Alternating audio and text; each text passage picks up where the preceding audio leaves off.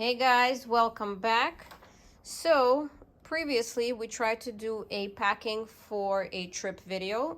In the summer it was a camping trip.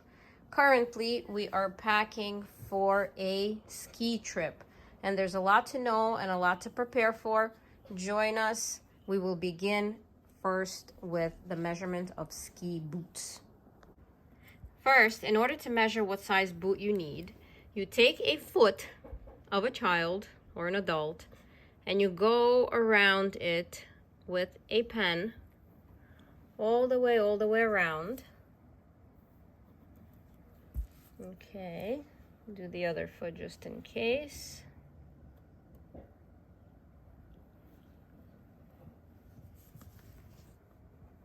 All right, now you ask the child to walk off of the paper. Okay, and here we have feet. So then you take a measuring tape and you measure the length of the longest part of the foot. So let's see, and this length has to be in like 6.5. It has to be in centimeters. So let's see. 6.5. It's not 6.5. It's there's a 10 here. Oh, 6.5 in inches, right? So it's about 17, right? In centimeters, about 17. Let's see this one to the biggest toe. Yeah, approximately 6.5, which is about 17. And then, okay, you can put on your socks. And then this is the boot that we bought. Let's see, and we fit right in. So this boot size is between 16 and 18.5. So 17 is perfect, and I will show you the fit of the boot on the foot. Okay, so now our wrong foot. So our demonstrator will put on the boots, and we will see if it is a good fit. Pick it up. Okay, it's good. It's gonna buckle. Not all the way, not all the way. Maybe one more. Okay, pull. Nice. Good. Do they fit? They fit. And the great thing about these boots, I like this company. These are Rossi's, if I'm pronouncing it correctly, and these are kids' boots, and they are adjustable. So it's going. So the reason it says 160, 185 is it's in millimeters, but it's 16 to 18.5 centimeters. And one second. And the way you adjust it, you would lift this thing up and put it on either one of these pegs to adjust for the size. So these are great. Before I purchased similar ones for $50. Now the prices are a little different. They're $100, but it's a good thing to have because you can get at least probably at least 2 years out of these. Okay, so that's for the boots. Okay, our next point will be mittens or gloves. Now the real deal skiing gloves, the recommended companies were Hestra and Dakine. Again, don't know if I'm pronouncing it correctly, but the Hestras are more expensive. So I was able to purchase ones for the kids. The adult ones, to me, sounded like an unreasonable price. So I went for a cheaper version. They're still excellent. I will vouch for the warmth. They really like the kids' hands are really warm. So in any type of weather, whatever weather you have. But comfort wise, ended up being in Costco and stumbled upon the company Head and purchased these for just, I believe, $15, because the Hestras are about $60, and if you go for adult ones, they can get as close as $100 or maybe even more. So these Head ones are not much worse. They keep the hands warm, and they have a nice big zipper. So when the kid is in a jacket and everything is piled on top of them, it's very easy to put this on and zipper everything up. And so maybe comfort-wise, maybe this is a little better, or perhaps these are a little smaller than these. I'm not sure, but reviews-wise, Hestra #1, Dakine #2, as far as I've seen. Sometimes I like to take easier gloves, not as heavy, along in case it's not very hot, and the kids, these are bulky. So if you're doing real deal skiing, these will be great for you. If you're just a beginner and you just need something, you know, to get by, sometimes I take a softer pair just to have comfort and maneuverability of the hands. Always take extra socks. Next point, this brand, Turtle Fur, was recommended by a ski shop. These are like turtlenecks or little scarves, like infinity scarves. They're very soft and very convenient to have. There's a few that I just got on Amazon, just a regular, different brand. So we like to have these. Not always do we use these, because if you're skiing, you get pretty hot as is. So that's with the scarves. Moving on, we have hats. Hats, something to consider is that it's a good thing to have hats that don't have pom-poms, because girls' hats are usually with pom-poms, and you know, sometimes that's what we're wearing. But if you're going to be wearing a helmet, which you should, you can't put a helmet on top of a pom-pom. So we get beanie type hats to take with us so we can easily put on the helmets. Okay, our next point, ski goggles.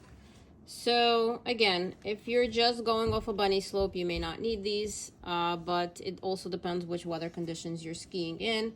If it's snowing while you're skiing, this may be good. Kids sometimes can be sensitive to snow in their face.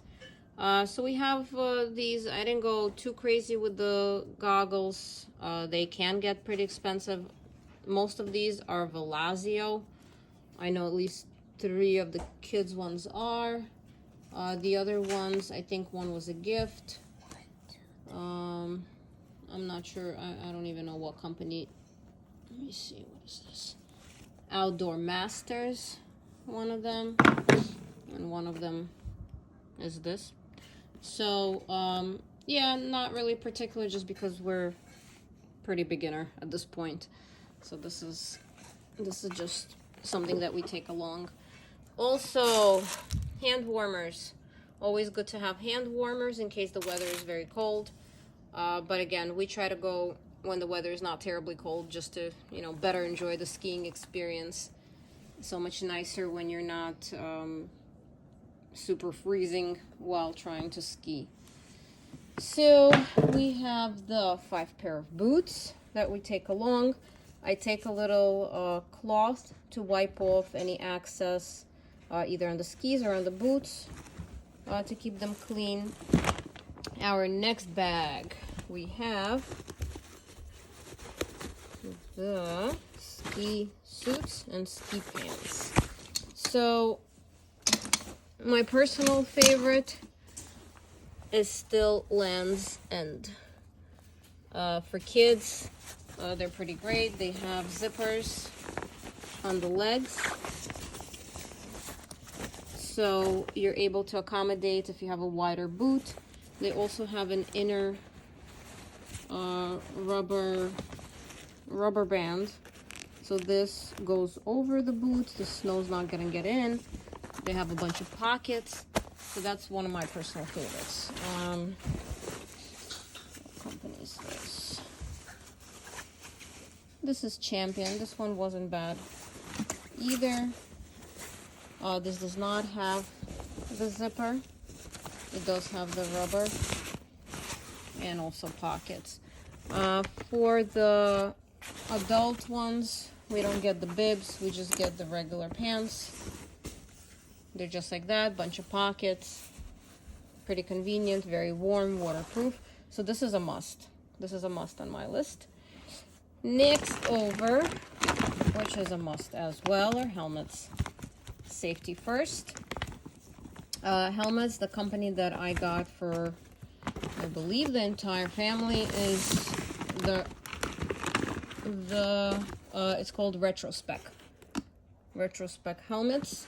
They have different sizes. The adult one, this one is $59.62. The other size, also an adult, is 55.5 to 59. So this is a medium. That one is a large. And they also have a kid's helmet. The only thing is really cute, small, but the only thing is it is not adjustable. So if you're looking for an adjustable helmet, this one worked very well for us for many, many years. The Bole, I think they're even better. So this has a thing in the back. You twist it if you want to make it tighter, or loosen it if you want to make it bigger. And the size here on the kids one is 53 to 57. So also adjustable. So this is great. Okay, so moving along, here are the skis. So ski length depends on your height, and they're supposed to go basically either to your chin or to your nose. The more advanced you are, the higher the skis that you can get. There's no disadvantage to shorter skis on a beginner level, but if you're a little more advanced, the longer skis do give more stability. Okay, so these are 76 centimeters. These are 93s. I haven't been getting new skis for the kids. They're just getting a little bit taller, but the size is not significant enough to upgrade the skis because we're still somewhat on a beginner level. So this is how you put it in. You put the toe in first, and then the child steps back, and the boot locks in into place. And if you need to remove the boot, you press on the back, and it comes out. The poles are also height dependent, and they go up to your armpit. The poles are in the garage still. Okay, another little thing that I got for the skis are these little straps. Sometimes it's a little hard to carry them, so I will show you how these work. So first you take the skis, you hold them upright, and then you slide them down, and this locks into one another. So now they're held together. But for extra reinforcement, you can get these Velcro strap-on things. Okay, you put the Velcro around. Okay, repeat underneath, like so. And you can carry your skis just like a bag. Let me zoom out a little bit. Like that over your shoulder. All right, so another fun thing for little kids, if they're just beginning to ski, there's a wedge ease that you can clip the skis together in the front, so the child's feet don't slide apart and they're able to stop more easily. So this is how it works. It just clips on like this. Press in together. Sorry, needed both hands for that. So basically this thing holds the skis, and the kid can make a pizza and slow himself down. So it's pretty cool for little kids. And last fun gadget, we have the Lucky Bums. So it's also for little kids. They can wear this thing as a backpack, and you can have maneuverability of the child if you're sliding down a slope and you want to control them. You can grab on here and hold them this way. So that's pretty cool to have as well. Just to mention that skiing obviously can get pretty expensive, especially if you go, often. So we ended up purchasing most of this equipment secondhand. Some things were bought new. Like these, for example, were bought new on Amazon. The year that I got them, they were, I believe, $100 or $110, which is pretty cheap for skis. Secondhand ones are the rest of them, actually. One of the skis I ended up getting for $25, which is an excellent price. It's these. These we got for $50 with boots, which I'm gonna resell because the boots I mostly bought new. But yeah, you can save some money buying secondhand. If you need to get them tuned or checked out, there are shops to do that. You can do that as well. But yeah, it's possible to kind of ski on a budget as well. Okay, thank you for watching.